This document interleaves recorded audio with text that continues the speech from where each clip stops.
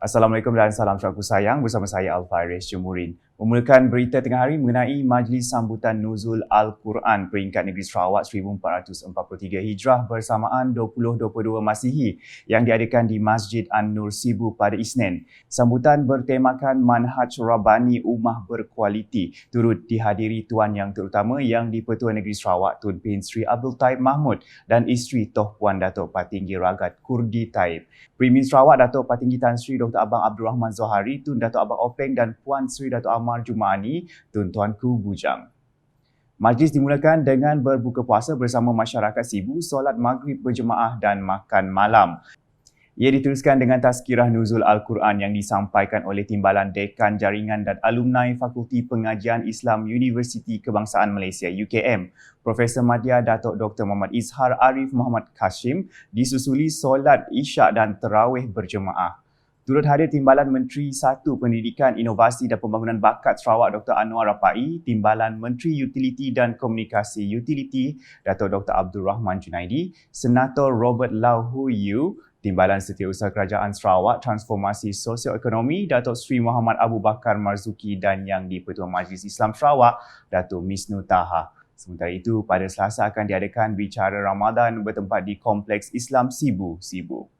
Pada majlis itu akan diadakan pembentangan 2 kertas kerja iaitu Al-Quran sebagai Syifa oleh Timbalan Dekan Penyelidikan Pusat Sains Kemanusiaan Universiti Malaysia Pahang, Dr. Mahyudin Ismail dan Ramadan Ujian dan Pengajaran yang disampaikan pensyarah kanan Jabatan Al-Quran dan Al-Hadis dari Akademi Pengajian Islam Universiti Malaysia UM.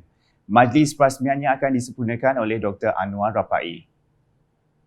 Sementara itu, Datuk Patinggi Tan Sri Abang Zohari dalam amanatnya memberitahu beliau telah membawa rakyat Sarawak mengorak langkah ke arah ekonomi baharu yang berteraskan teknologi. Katanya menerusi pendekatan baru itu akan meletakkan ekonomi Sarawak pada tahap tertinggi. Sarawak seperti negara-negara lain yang sudah maju seharusnya menggunakan teknologi untuk meletakkan ekonominya pada tahap yang tertinggi berdasarkan bidang-bidang keilmuan masa kini.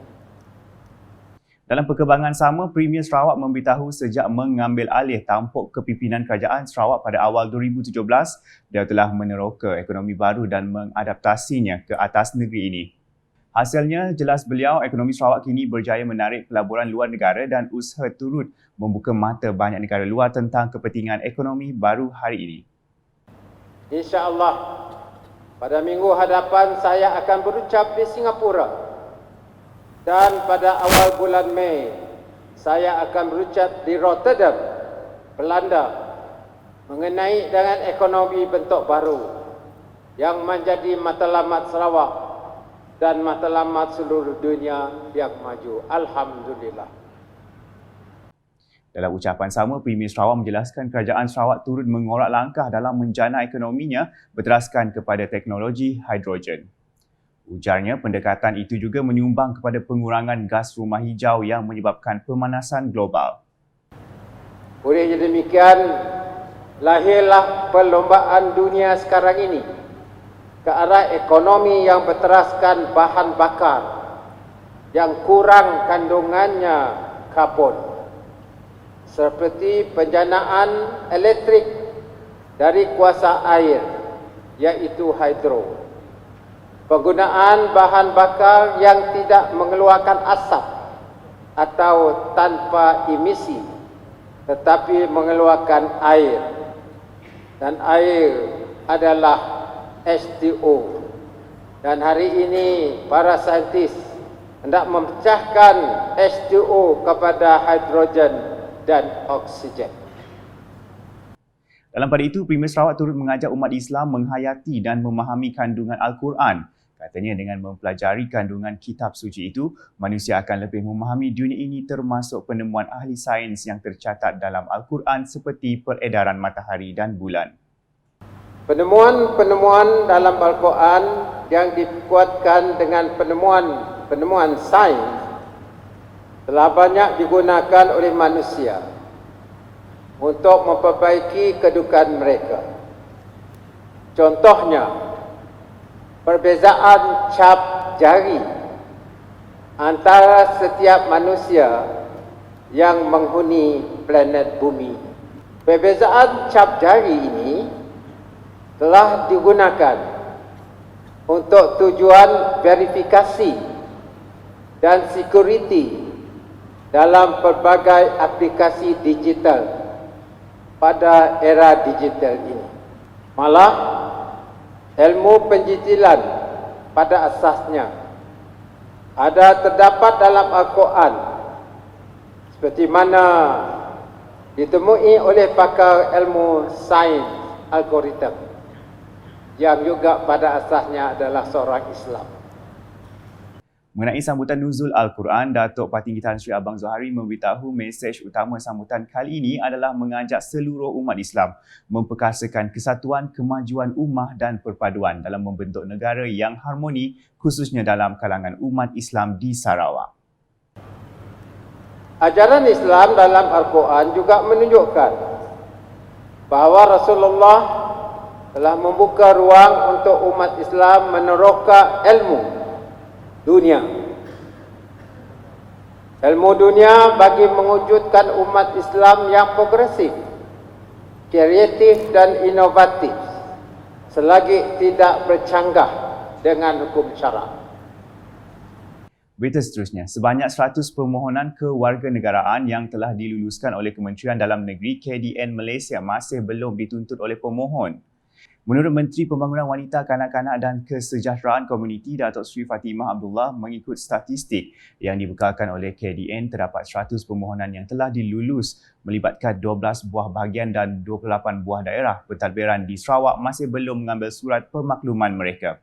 Oleh itu, Datuk Seri Fatimah merangkap pengurusi Majlis Pembangunan Sosial Sarawak MPSS telah mengadakan satu mesyuarat bersama pegawai-pegawai daerah, ketua masyarakat dan ketua kaum KMKK di kawasan untuk membantu KDN menjejaki kanak-kanak yang telah berjaya dianugerahkan kewarganegaraan di bawah perkara 15A Perlembagaan Persekutuan. Ada di antara mereka berpindah tempat, kemungkinan berpindah daripada alamat yang digunakan. And then dalam senarai asal nombor telefon pun tidak ada. Jadi susah untuk dihubungi. Nombor telefon tak ada.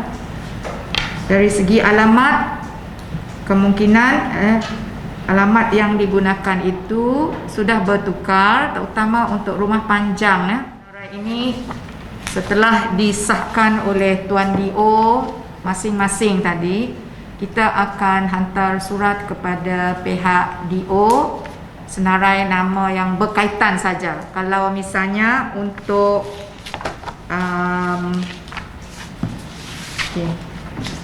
untuk Kenawit hanya 4 orang, Miri 3 orang, Sibu 16, Kapit 3, Selangau 1, Serian 13, Tebeduk 5, Miri 8, Subis 1, Bintulu 2 dan seterusnya. Jadi senarai itu saja yang berkaitan saja diberi kepada DO.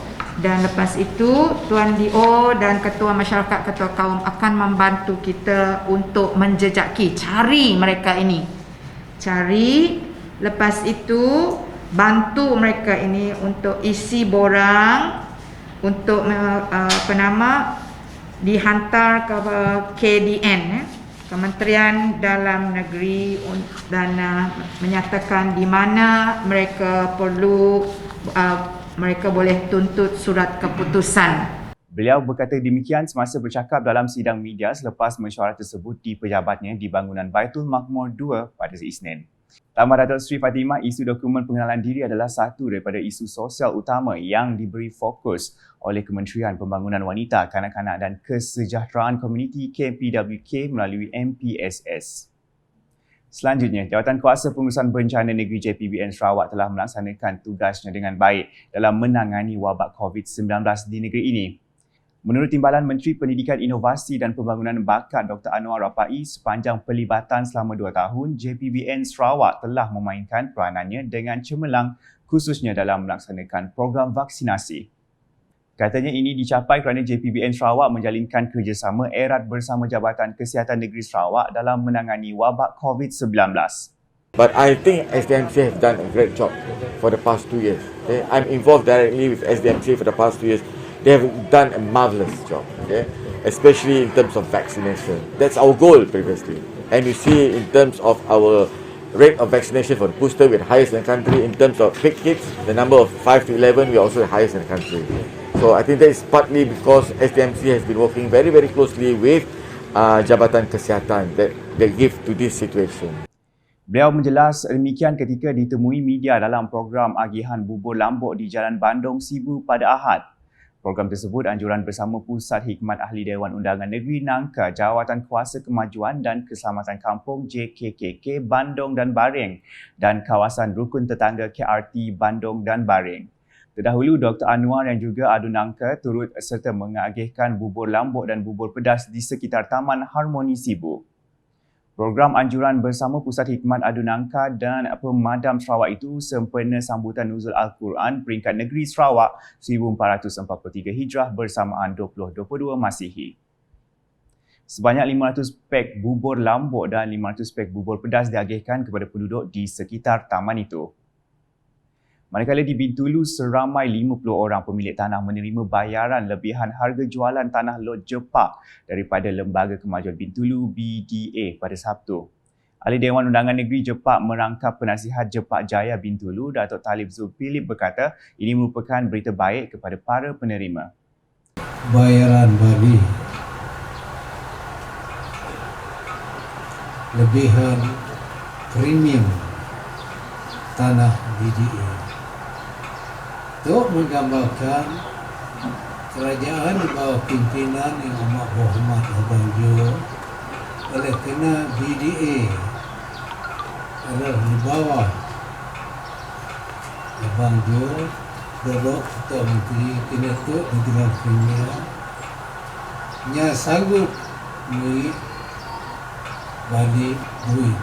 Beliau berkata demikian semasa berucap dalam majlis simbolik penyerahan balik lebihan harga jualan lot Jepak di Kampung Warisan Jepak. Ujar Datuk Talib lagi, pembayaran kepada penerima akan dimasukkan ke akaun bank masing-masing selepas 19 April ini. Dalam pada itu, para penerima merakamkan ucapan terima kasih kepada Kerajaan Sarawak, terutamanya BDA kerana telah menunaikan janji mereka. Kepengambangan COVID-19 dengan Sarawak mencatatkan 92 kes baru pada Isnin, sekaligus meningkatkan jumlah kumulatif kepada 303,982 kes. Jawatan Kuasa Pengurusan Bencana Negeri JPBN Sarawak dalam kenyataan memberitahu jumlah kes tersebut merangkumi 34 kes kategori 1 dan 58 kes kategori 2. Kes-kes baru ini dikesan di 19 daerah di Sarawak seperti tertera.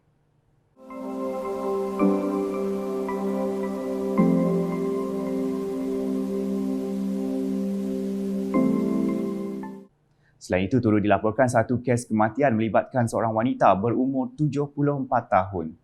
Sekian edisi Tengah Hari bersama saya Alfaris Jumurin. Berita lebih lanjut boleh didapati di semua platform media sosial UKAS termasuk portal ukas.sarawak.gov.my dan UKAS Channel di YouTube. Salam UKAS.